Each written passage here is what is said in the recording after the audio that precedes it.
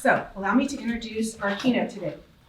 Dr. Alison Miller is a leader and well-being expert who helps high-performing professionals lead with clarity, resilience, and sustainable effectiveness.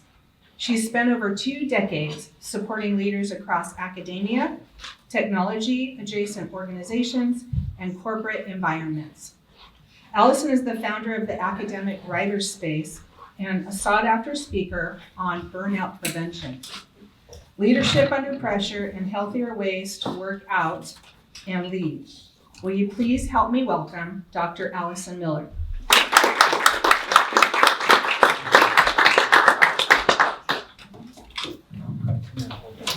Hi everyone. Can you hear me good? Yes. All right. I'm for today. When you speak a lot, sometimes you have a day where your voice isn't good, and I'm having one of those days, so I sound a little deeper than normal, I think. I'm Alison, and I am unbelievably, I've been an entrepreneur for 26 years. So I'll just tell you a little bit about me, and that will feed into what we're going to talk to you about today. And first of all, that was just really lovely. You are lovely. Oh, thank you. Just what beautiful energy between you, and I really appreciate all the different things that I heard, and just I can really feel in the room people's commitment to being of service to their own community. Oh, right, running businesses that are like allow you to make a living and allow you to serve the community you live in. Right, I mean that's what we are. Right, that's what we're here for. So I have a PhD in clinical psychology, and right after I defended my dissertation, I found out I was pregnant, and I ended up taking a completely different career path. I did not know I was an entrepreneur. In fact, someone said to me a few years ago, yeah, you're like a serial, you've like created so many, I've created a lot of things. But the main business that I started, this is gonna sound strange, but it was called The Dissertation Coach. Well, it still exists. And it is one of the first of its kind where we provided coaching services and consulting services specifically to people getting PhDs. So I don't know if you've ever known someone that went to grad school, but you have to do this dissertation at the end, and it can go on for a really long time. I've coached people who were in grad school for 10, 15, 20 years. Really long journey for some folks. Anyway, I had no idea when I started this business that I had just happened to pick something that was about to skyrocket because the online education world came. And I ended up growing my organization into a team of 25 people, and unbelievably, I sold it, which is very unusual for a coaching consulting business. And I ended up selling it to the most wonderful person who I met by chance, who has become one of my closest friends. So what happened was, actually 6 years ago today's an anniversary of another business I started. So when the pandemic came, we were serving clients all over the world. And graduate students tend to be pretty isolated to begin with. And there's like immediate concern from the team about the mental health and well-being of their clients. So I had this idea, this is like March 6th or something, 7th, right as things were shutting down. And I said to my husband, you know, what if we as an organization respond to the pandemic by offering these Zoom calls where people can come and we will co-work together over Zoom, but we'll be together. And so I created, this is what I started with, and it's still the way we do it. Basically, imagine this. You've got a massive paper to do. You have a ton of work to do. This would even work for a lot. Do you have a lot to do? Do you have no, I have nothing to do. Nothing, yes, exactly. We're gonna talk about that. Let me just take a drink. First of all, if you don't know this, apple juice over ice is delicious, right? Where's Daisy? Daisy. So Daisy and I were talking in the back, and at the same exact moment, we both said that we love pineapple juice. I've never met another human that orders pineapple juice in a bar, but thank you. Glad to know. Maybe some rum. Okay, so people would log on to Zoom, and I did my first one 6 years ago today. We're actually having a little Zoom party later, where I did like an opening chat with them for about 10 minutes, and then I sent everybody off to work. People turn off their camera, but we're all stay on Zoom. And then 45 minutes later, I called them back into the Zoom call and we checked in. How's it going? What went well in the last 45 minutes? What did not go well? How do you want to readjust? By the way, this is a good strategy for life. You just had a conversation with somebody. What went well in that conversation? What didn't go well? How does that inform how I operate in the future? Your lived experience is full. It's the best data source that you have to grow, evolve, improve in your life. So they go off for 45 minutes, we bring them back in the middle, then we send them out for 45 minutes, and then we would do like an integration, a close at the end. So I ended up opening up a new business called the Academic Writer Space. We call it TAWS. My license plate is literally TAWS, I'm not joking. And it has been a completely life-changing experience for me. I coached a lot of students up until that point. I was 20 years in business when we started the Academic Writer Space. I've learned so much from co-working with people, and I'm co-working with people often who are working full-time, raising families, getting a PhD, or they're full-time professors, trying to figure out how to make a career in academia, which has become increasingly difficult as in the time that I've been in business. So basically, I've created a community, and it's an international community. We have members from Hawaii to New Zealand who Zoom in, and we lead co-working sessions. And so in these co-working sessions, I facilitate many, I have thousands by now. I'm not the only, I have 10 facilitators. And so we have this basically sessions from 5 a.m. to midnight going on. It's kind of crazy. So people are calling in from all over the world and getting support. So what I want to talk with you about today is really the essence of what I've learned in being with people live while they're working. It's a really interesting intervention because one of the challenges, if any of you have ever been like in therapy or had a coach, is you have like a beautiful conversation. It's so inspiring. And then a week later when you check in, you're like, what are we talking about? What was I supposed to do? So we've created an intervention where we talk about an idea and then you go and immediately practice it right now, okay? So if you hear something here today that speaks to you, where you feel like, oh yeah, write it down, your brain will not remember. I also gave you some notes, so it's a little easier for you. So you do have kind of a back-to-back handout. And if you want to reach me, I put my contact information at the bottom for you, okay? So how many of you feel like there is not enough time in the day to do everything that you need to do? Okay, yes, you feel that way, okay. Do you feel like you are racing against time sometimes? Oh, yes. Right? Oh, yeah. And you feel like you have to make up for lost time. Yeah. Okay. Do any of you make to-do lists? Oh, yeah. That a little part, you do. And is a little part of you sometimes, you make to-do lists where you're like, it's your magical thinker, it's planning for the superhero version of you. It's planning for the day to go perfectly and for you to basically get no email. How many of you how many of you have time blocked out in your calendar for email? Okay, if you do not, I'm telling you, then what's going to happen is we pretend like email is just something we do in the cracks of the day. This is a little newsflash for all of you. Email is work. It's labor. Yeah. It's right. There's a lot of unpaid labor going on there too, right? And the thing is, email is actually really important. When you're in business, the way that you communicate with your employees, with your colleagues, with your customers matters so much. And we need to set aside time for email so that we can actually be present in email. And I'm going to talk more about managing email a little bit later on.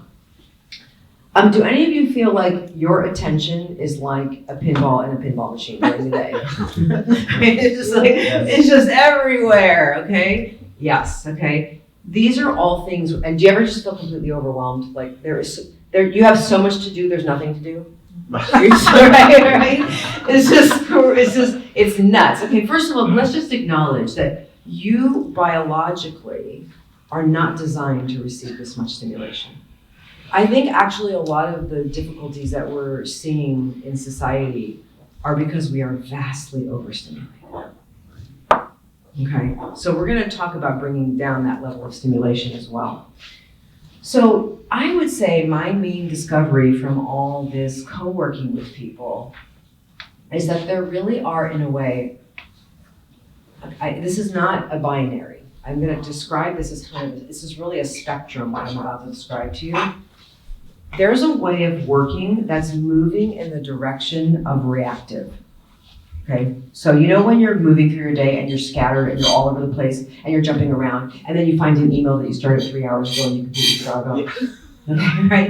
You're just like, so this is a mode of productivity. I mean, this is just a name I made up. I call it reactive productivity. Okay, it isn't that you're like necessarily fully reactive. Think of it as more, am I moving in the direction of a more reactive productivity where the outside demands in the world are dictating what gets my attention? Okay, this is one of the most important things that I want to say about this time on earth right now. There is going to be a difference we are going to see between people who stay sovereign and of their attention, who stabilize their attention and realize this is my attention. What am I giving my attention to? Now, does anybody here enjoy TikTok, Instagram, YouTube Reels? Be honest. Okay, too much? Someone said to me recently, my screen time is diabolical. And I was like, oh, so embarrassing, but so true. Okay, so here's the thing about those. I want you to know when you're interacting with those apps, they were designed to manipulate you neurologically. They were designed to captivate and monetize your attention. Now, I run a business where most of my customers find me on Instagram. So I'm in that world, okay? It requires extreme inner management because I think there are so many really funny things. Like, it's nice to laugh, and Instagram makes me laugh. Instagram knows, it knows me too. It knows that I like to see birds dancing to music, right? Isn't it weird? It knows things about you. Okay, the algorithm is powerful. Okay, but here's the thing.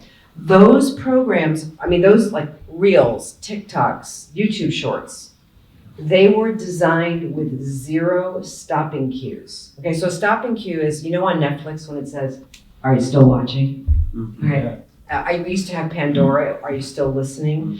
If you open up a newspaper app on your phone, yes, there are articles usually linked below, but at some point the page ends. It's a stopping cue that reminds you of like, wait, where am I in space and time? Have any of you gotten sucked into your phone into like a vortex where you're like, how did 45 minutes go by? Oh, well, I guess I won't work out this morning. Okay, first of all, I'm just going to recommend to all of you, this is no phone in the bed. It's disrupting your sleep. I have started reading fiction at night. Highly recommend. It's like a much better way to go to sleep. But what it's doing is it's literally overstimulating you at a time when the best way to transition to sleep is to bring down the level of stimulation. Okay, so there's no stopping cues. It is designed for infinite scrolling. Isn't it brilliant? Wasn't it brilliantly designed? It's this master manipulation of our brains. It's actually astonishing to me that this exists, okay? Now, there are really cool things about social media. I have found people who become teachers to me. I have learned about important things. It's not all bad, but we have to decide that I am cognitively sovereign. I prioritize stabilizing my own attention. So when I go into these apps, I have to bring my own stopping cues, like setting a timer. You get 10 minutes of TikTok. And you have to be like, first of all, most of what you're seeing, it doesn't matter. That's right. You're not going to remember it, right? Maybe you send it to a few people, ha ha ha, I know we all have our people that like our whole relationship. Yes. By the way, I actually decided unless it's something just so absolutely incredible and like relevant in my relationship with somebody, I'm only sending those things in app. I'm not texting them anymore. Because every time I do that, I'm leaving my friend or family member vulnerable to an infinite scrolling, okay? All right, so you could be moving in the direction of more of a reactive productivity. Okay, here's some examples of what happens when you're reactive. You speak to somebody, like a colleague or an employee or someone in a way where you're like, oof, have you done that?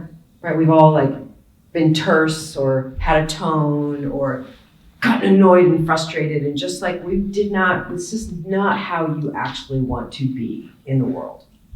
that's a sign you're moving in the direction of more of a reactive productivity, okay? We're scattered. We are opening up, you open up a new web browser page and you have no idea why, even though you knew 1 second ago, okay? Right? We're, email hopping, jumping around, not working with priorities, not with a chosen sense of, I am doing this now, with a sense of when you start to realize it, you start to observe yourself being reactive, this is really important. We observe and we do not judge. We observe and we do not judge. For who's been reactive in the last 24 hours? Just curious. Have you, right? Right, okay. You're gonna continue to be reactive, okay? On my way here, so my father is actually in the hospital right now. He's okay, but we're in the phase of we don't know what's happening yet. And he was texting me this morning, so I was using the speak back to him feature, didn't notice getting on Pomona Highway, and added 8 minutes to my route. And I was so interested to notice what happened in my body, and I immediately got tight and stressed. And I just decided that oh, that's just my wiring, I don't have to judge it. Okay, it's all good. I can't stop the reactivity. It's just part of it, okay? Have you had a conversation with somebody where you let your reactivity get the best of you? Mm-hmm. Sure. More than once. All right. We all are reactive. And part of the reason that we are so reactive at times is because we're so overstimulated, okay? Sometimes I'll say to my husband, could you get me a sensory deprivation tank? I'm just when you're an entrepreneur and you're running a business, there's just there's just so much actually going on. What's the alternative to reactive productivity? We could call it relaxed productivity. Okay, so I'm going to describe this to you. It's going to sound maybe a little too idealistic, but I'm going to tell you this is actually possible. It's not possible in 100% sense, but it's possible some of the time. Relaxed productivity, now interesting, I want you to notice the two words. The word productivity is in here because doesn't it matter that you actually run your business well and produce results? You need to make money. We want to deliver, we want to provide, whatever it is that we are doing in the world. We actually have results we want to produce, action we need to take. And you know what? It is deeply satisfying to be productive. Yeah.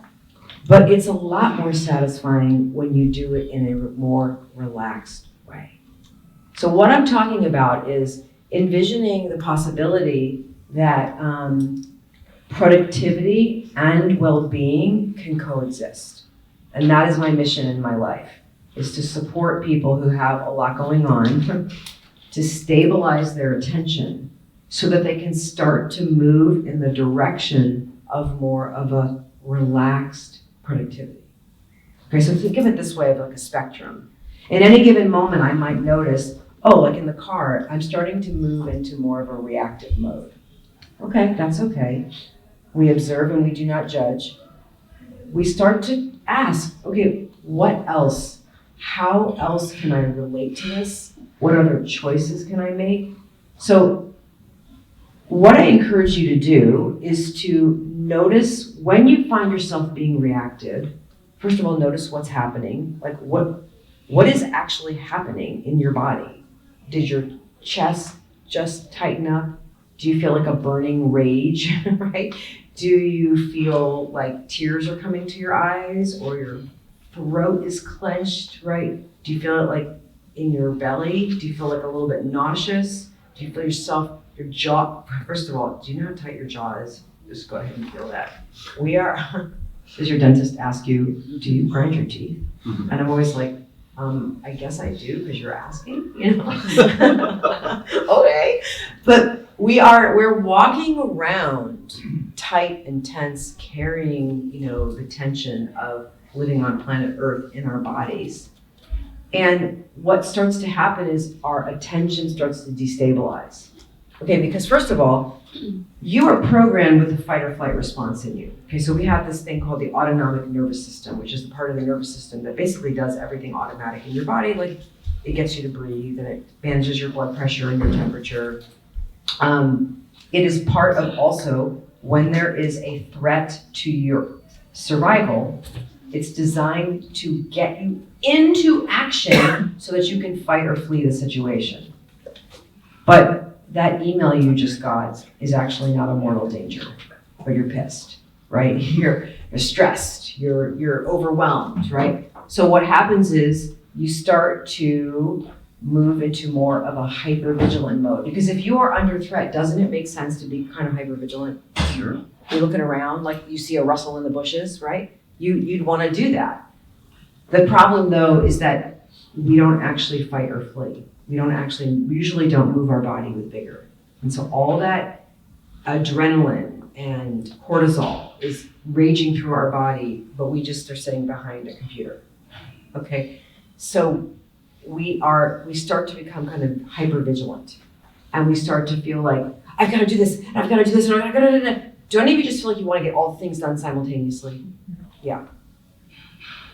What starts to happen is we don't see what we need to do as separate tasks. Our tasks start to kind of almost clump together in these giant piles of things that we need to do.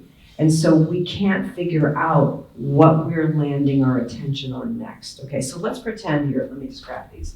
Okay, so let's pretend that I want to work on this. Okay, I want to work on what's in this folder. Okay, but I also am like, oh wait, but you know what? What about that email? Let me just do that email real quick. Oh, wait. Oh no, wait, I've got to pay that bill, right? You know how that is? Where you're just jumping from thing to thing to thing. When you're jumping tasks, by the way, just so you know, when people say multitasking, you're not multitasking, you're switch tasking. Okay? So, let me just say this to you before I get back to relaxed productivity. When you do a lot of, who switch tasks? Come on, every single person in this room, let's be honest. Okay, so I want you to think about this. Okay, let's pretend that each of you at this table is a different task. Okay, and I'm like, hi. Oh wait, oh hi. Oh, how are you? Okay, now if I went out to lunch, let's say the pastor and I went out to lunch, and I was on my phone the entire time. Does the pastor want to have lunch with me again? No. But your work is like, hey, I'm over here. Why are you on Instagram again? Right? Your work is waiting for you. And when we are jumping, I'm switching, I'm over here. What's happening is every single time I switch from you to you, back to you, back to you, I have to get reoriented around the task again. Mm-hmm. Not a good use of the limited cognitive capacity I have for the day. I'm also vastly overstimulating myself. Oh, God, that email's so hard to deal with. Okay, I'll deal with that later. Okay, now I carry the tension of that rather than just like, you know what, I'm gonna deal with this email now. This is the only place I'm putting my attention is here now. So don't any of you just feel like fried sometimes at the end of the day? Okay, if you feel fried, check in and see how much switch tasking you were doing, okay? Remember, when you catch yourself switch tasking, we observe and we do not judge. Everybody is switch tasking all over this planet. It's happening everywhere.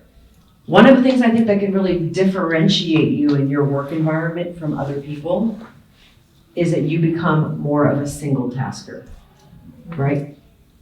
Okay, now, and sometimes single tasking feels too difficult for people. So what I suggest is, why not start just doing less at a time? Bring down the level of stimulation.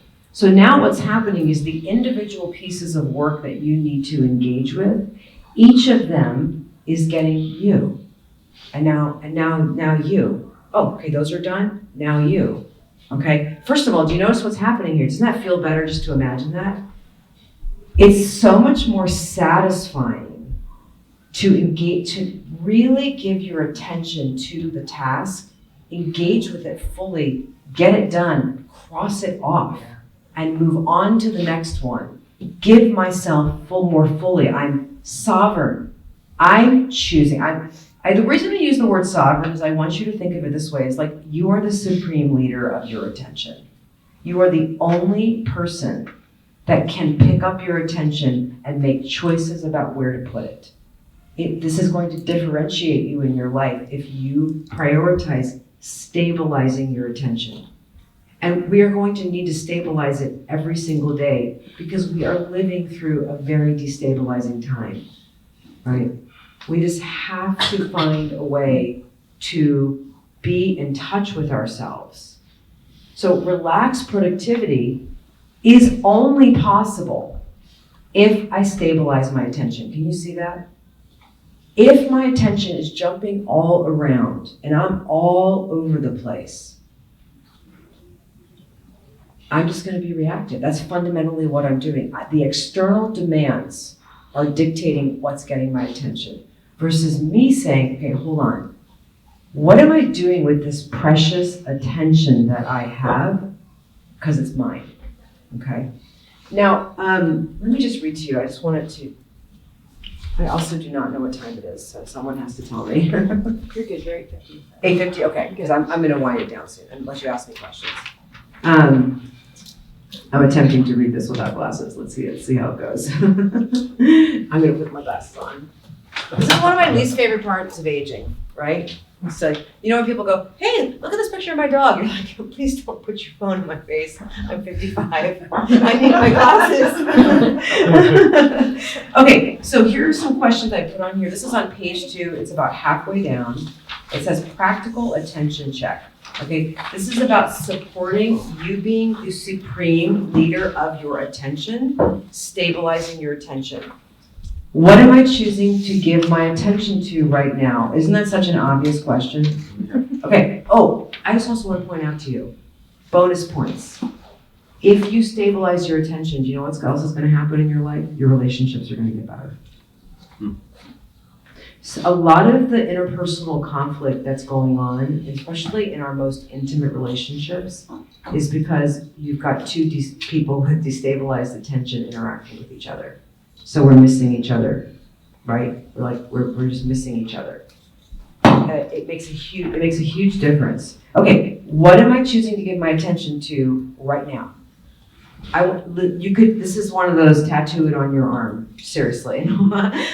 My daughter's actually a tattoo artist, just for real. Somehow I raised a tattoo artist. I don't know, it's wild.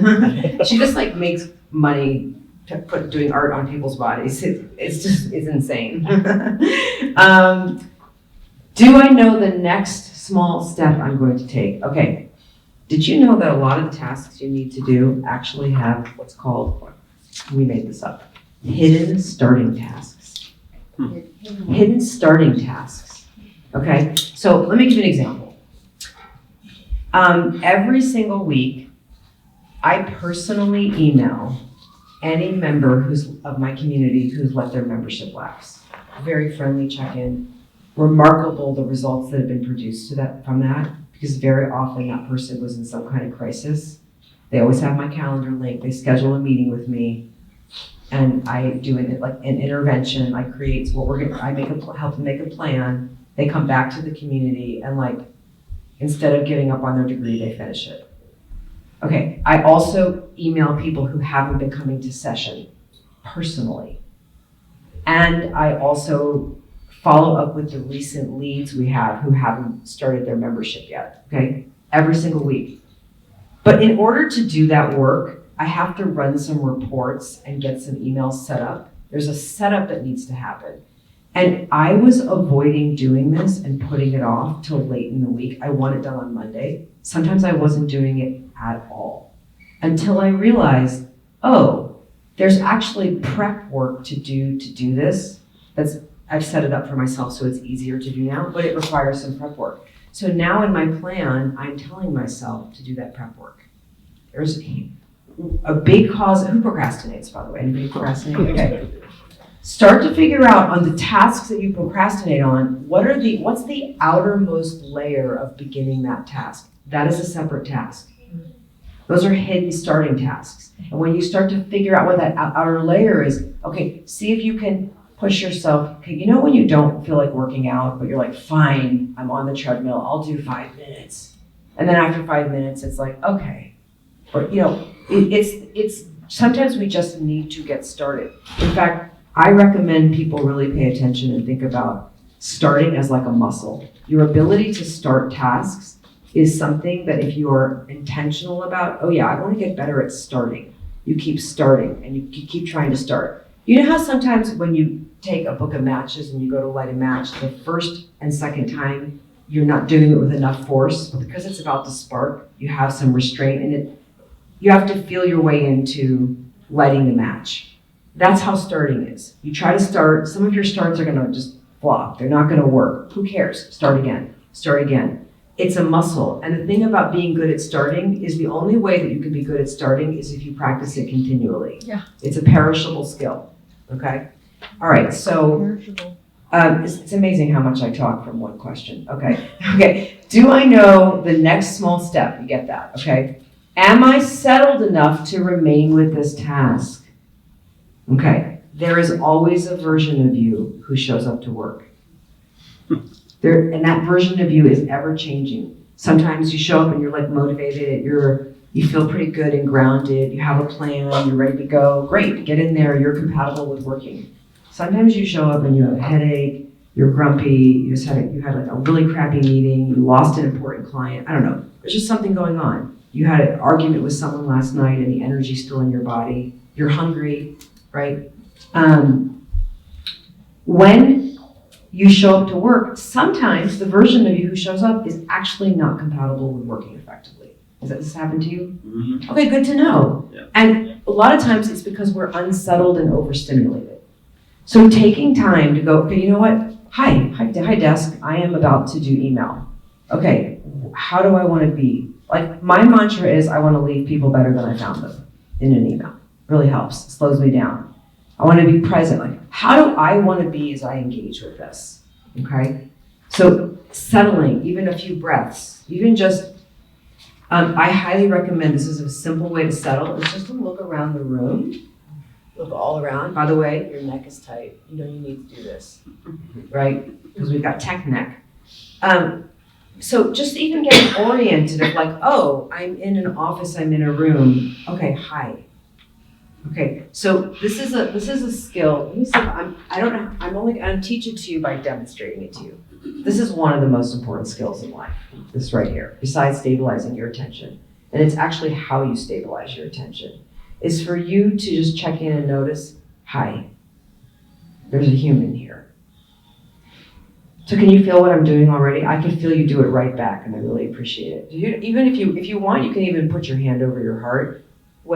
There are other things, like sometimes it's helpful to put your hands on your own face or to just kind of tap yourself. Sometimes we need to kind of wake ourselves up, right? We're a little bit, sometimes it's not because we're in more of a fight or flight. We're actually now in more of a shutdown. Do you ever get kind of frozen? Get kind of, right? It gets icy in there. Sometimes we need to wake ourselves up, okay?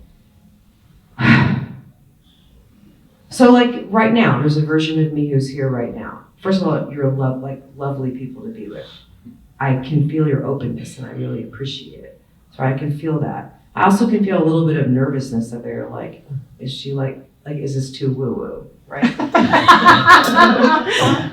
I am a little bit woo-woo, but I try to keep it very practical and straightforward, okay? I live in California. It's affected me. What can I say? my friends, I lived in Chicago for 18 years, and in 2010 I moved to California, and all of our friends in Chicago are like, yeah, you guys really live in California now. It's the land of fruit and nuts. You know, that's what we always say. Okay, so you really do have the opportunity throughout the day to settle yourself, okay, over and over and over again, and to remember that there is this possibility of relaxed productivity. And I didn't read the last questions to you, which I don't even know where it is. Okay, this is the last thing I wanted to tell you. This is so practical. This is not woo-woo at all. Is my workplace organized and in a condition that I can actually work with stabilized attention? Okay, so if you are procrastinating, you are avoiding your work, or you're working in a way that's just not working for you. It's making it really hard for productivity and well-being to coexist. The problem could be in your physical and digital environment. Okay, so when you make a plan to work, one of the best gifts you could give yourself is before you engage with that work, you locate and find every website, password, document, folder, things that you need that are in your file drawer. You find and locate what you need to do the work separate from the actual work. Because that is labor. And if a lot of times the reason that we are not in action is because we have to find things to do things. So separate it. Okay, let me give you some other examples of what aligning your environment could look like. Pick out your outfit tonight for tomorrow. So tomorrow you is like, thank you. That's easier for you, right? Yes. Okay, but even still, even if you you hang the shirt out or you I knew I had to get up really early this morning, right? So I organized the food in the fridge and put out a napkin and a plastic spoon and hung the outfit in the bathroom, right? Just organize what I was gonna need in the morning. I do that too. Right? Okay. I have a question. Yes. So I can't work unless I have everything organized on my desk. Yes. So my husband says you have a sickness about having everything right in its space, but actually. Is it working for you? Yeah. It really Okay, so works then well. it's not a sickness. It's working for you. Yeah. Tell him I said so. I have a PhD.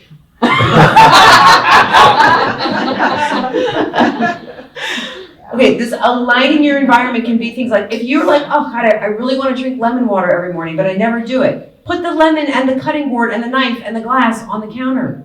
You're going to be a lot more likely to do it. You want to drink green smoothies? Put all the stuff in there and then put it in the fridge with the water. That's what I do. Otherwise, I won't make them. Okay? Start the behavior ahead of time. Lay out your gym equipment. Do little things that take the edge off. It's like such a gift to future you. And then guess what? That version of you who shows up to work is inherently more compatible with doing the work that you're going to do. Okay? Makes it so much more likely that you're going to be able to work with a more stabilized attention. Okay? All right, this is the last thing I want to tell you because it's really important. I can't believe I didn't mention this. Here is what I think is also going on, a huge problem that we're having.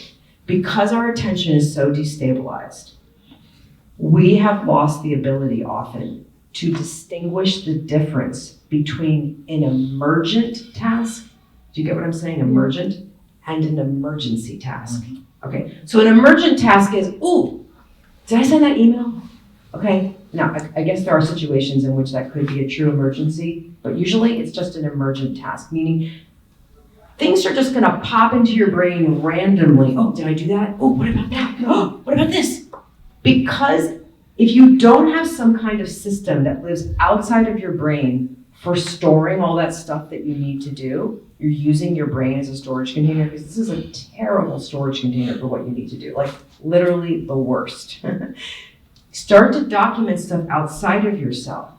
So when things emerge into your consciousness, I invite you to start checking in with yourself and saying, is this an actual emergency that requires me reorienting my attention around something else? Or is this just something to document and I'm gonna come back later and figure it out? You could keep, we call it, in our community, we call it a parking lot, where you're parking stuff that is important, because here's what happens. When you don't have a system outside of you where things are documented, you can't stabilize your attention, because you will confuse the fear of forgetting the emergent task you just thought of as urgency. I'm afraid I'm gonna forget this, so it masquerades as urgency when actually it's just a task that needs to be documented for a later time, and then we restabilize our attention back where we are, okay? And what I'm telling you, everybody, is you can only bowl in one lane at a time. And a lot of us are lane jumping throughout the day. Okay, have you ever been to an elementary school? Okay, when they move children through the school, they take a kindergarten class from the classroom to the auditorium. Do they just let them walk down the hallway? No, they get them into a single file line. It's safer, it's more efficient. It is so much more time efficient for you if you get your tasks into a single file line. So if you have a ton of email and you feel really panicked and really overwhelmed, get out a piece of paper and write down the names of the people that you're going to respond to in the order and number it. And then find it inside yourself to pick up your attention, stabilize it, and do one email at a time. So you're not jumping, okay? You're going to start to feel like, oh, wow, work feels so much better. I'm more relaxed. And that's because you are the supreme leader of your attention. And we remember that over and over and over again. Now, the truth be told, I think this is a message that humans need constant reminding of, okay? If you can remember, from the one thing I could say, to remember from this today, is that if you prioritize stabilizing your attention, everything else is gonna unfold better. And when things are not going well, check in and see what's going on with my attention. If things are not going well in relationships, check in and see what's happening with my attention, okay? And just like we're not always compatible with the work that we need to do, sometimes we're not compatible with healthy human relating. And that's good to know walking into interactions with people, okay? So think of it as all day long I have the opportunity to notice what's getting my attention. Is that where I truly want my attention going, my precious attention? If not, where do I want it? And practice picking it up and placing it where you want it to be. And now your thinking and your action can wrap around where your attention took you. You're focusing and concentrating on, you're able to stay with what you're doing. Something emerges into your brain, you document it, you stay, okay? Staying with what you're doing is really the secret to more of a relaxed productivity. And the last thing I'll tell you is that if you choose to stabilize your attention, people will notice. And you can actually support other people. People will feel, oh, wow, what's going on with you? You're so relaxed. Yeah, I've been stabilizing my attention. Oh, what does that mean? But it's so powerful, right? And again, we are going to see a difference in society between people who can stabilize their attention and those who cannot. All right, wonderful to be with you. Thank you so much. We got questions? Oh yes, questions. Question? Yeah. Okay, so I have many tabs open in my brain. I call them tabs. They're just always open, like a laptop, right? Yes. And some of the tabs are, I should do this. Other tabs are, I need to be doing this. Other tabs are, oh my gosh, I need to do this. And there's so many. So how do I just reduce them or like, cause I'm just always, ooh. All right, I'm gonna give you a specific homework. Are you ready? Okay. It's called making a life inventory. And it's got 2 parts. I'm nervous right now. Okay. I don't know why. You can do it. You can do it. You can do it. Okay, Connie, here's what you're gonna do. Okay. You're gonna get out a piece of paper, and the first thing you're gonna do is you're gonna document all the different domains or areas of your life. Okay, so like finance, your health and well-being. Okay. Are these like my core values or? No, these are like areas of life where you need to do things. You Okay. need and want to do things. Like you have a household, right? Yeah. There's a whole bunch of stuff going on in your house. Got it. Okay. In your work, you probably have, I wouldn't just do work, I would do the different domains of your work. Okay. Because you have Uh-huh. different. And you're gonna document all the different areas. By the way, sleep is an area of life. It's true. If you actually separate out sleep, technology for a lot of us is its own category, where we start to think about the different areas of our life. Where do I need and want to give my attention? Then in each category, drain your brain of everything that you can think of. It doesn't mean you're necessarily going to do it all, but I want those open tabs to live outside of you. Make sense? Mm-hmm. Because if they're in here, they're going to keep you up at night. They're going to consume you, and they're going to destabilize your attention all day long. We have to drain your system all. And by the way, when your attention is destabilized a lot, it's often because you need to do what I'm prescribing right now. Mm-hmm. Get it outside of you. Then you can move to say, okay, well, you know what? I'm a human living in a 24/7 reality. when I look, it's like a giant back burner of potential things that you could do with your attention and energy and time. You start to choose priorities and also see like really in a picture across the full landscape of my life, are there some things here where I'm just gonna let go of that for now? It's too much, right? This is where your values come in though, is you say like, what matters most to me? What are the priorities I choose? And I encourage you to really choose priorities a week at a time. What are the things that I want to really give my energy and attention to this week? And it has to be realistic and humane. Okay, you have to look out for the magical thinker, okay? Also, by the way, speaking of tabs, stop working on your computer with 35 tabs open. Don't do that to yourself.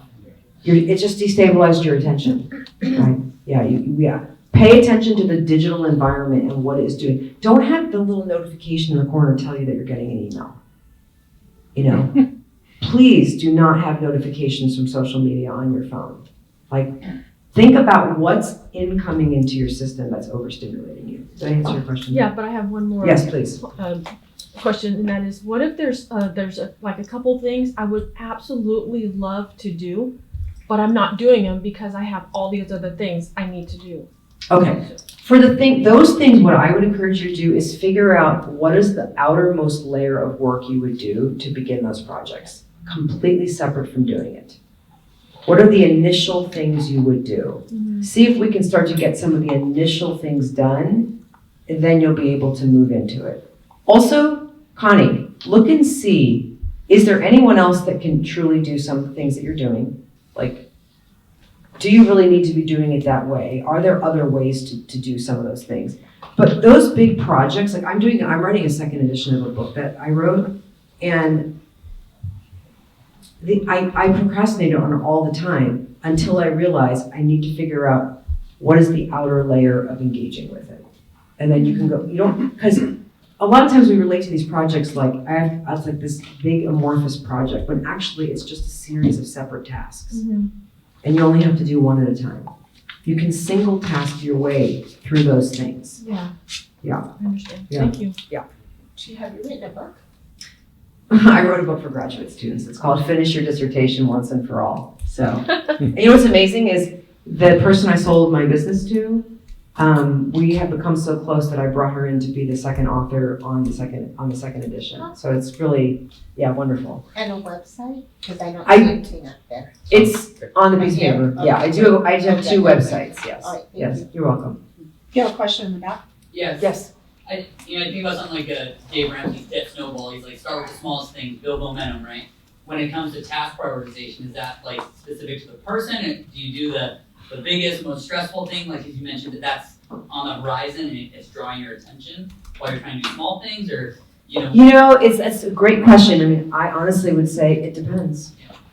But those big hard things, look for how you can kind of, okay, when someone shaves off a very thin layer of Parmesan, you can always shave off some small thing to do that's connected to that big hard thing, okay? And pay attention, by the way, everybody. As you're working, how are you talking to yourself? And is the way that you're talking to yourself helping you stabilize your attention, or is it destabilizing it? Yeah. Did I answer your question? Okay. Yeah. Is relaxed productivity for planned versus unplanned work, or is it more like a state of mind that planned work promotes? That having a plan promotes? Is it more like a state of mind that having planned work promotes? I mean, I would say relaxed productivity, it is a state of mind. Yeah. I would say it's a way of being embodied as a human being. Relaxed productivity comes from somebody who is aware of themselves just outside of their mind. They're actually tracking themselves and noticing, how am I doing? Relaxed productivity is really fundamentally a practice. It's a way of choosing to operate in a world that's completely set up for us to be reactive. So it's not necessarily conflict with unplanned work. It's just more about how you approach it, right? Exactly. In fact, this is the thing. First of all, I mean, you make a plan and then life happens, right? Emails come in, situations happen, crises happen, right? If you are practicing relaxed productivity regularly, when things go sideways, you are more resourced because you're more interconnected. You have a practice of stabilizing your attention and you realize, oh, this is a situation that could destabilize me. Relaxed productivity is all about choice. How do I want to be? How do I want to operate? What kind of quality of life do I want to have as someone who is working? And the thing about relaxed productivity is that you will only experience it if you practice it regularly because it's perishable. Yeah. I like that because I've been doing this all my life. It's relaxed, but sometimes you can get too relaxed. too relaxed, and Yes. that's been my problem all my life. I've never been reactive. Yeah. I've always been calm and relaxed, but sometimes you just relax a little too much and things don't get done. Yes, that's true. But even then, I'm still not reactive. So Because you are probably what we would call parasympathetically dominant. I'm sympathetically dominant. There's two branches of the nervous system, the sympathetic and the parasympathetic. Sympathetic is the fight or flight. The parasympathetic is what brings you down. It's the kind of the, but first of all, I wanted you to know your stress response system, your sympathetic system, you need it. It's when you're not under threat, it creates action. Let's go, okay? But when we're under threat, that's when our attention is destabilizing, etc. But some people, like I'm sympathetically dominant. I'm going to immediately, I get into action. But when we are parasympathetically dominant and we perceive any kind of threat, even very subtle, we tend to shut down and get frozen or kind of slow down. They can move in both directions. I'm just saying you're probably someone you're just more chill. Like your nervous system organized itself in a different way than mine.